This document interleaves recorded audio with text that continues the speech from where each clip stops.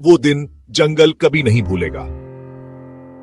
शिकारी शेखतारी फिर से आए थे, हाथ में बंदूक और सामने बबू हाथी। बबू हाथी। मगर इस बार बबू खामोश नहीं था। उसने वो हरन देखा जिसे उसने बचाया था, जख्मी, फिर से जाल में, और बबू के अंदर कुछ टूट गया।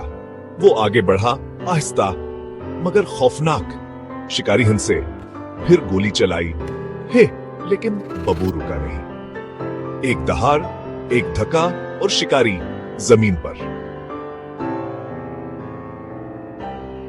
बंदूक टूट गई, जाल बखर गया और हरन आजाद। बबू जख्मी हुआ मगर वो हारा नहीं। जंगल ने उस दिन देखा, वफादारी सिर्फ खामोशी नहीं होती, कभी कभी वो बिजली बन जाती है।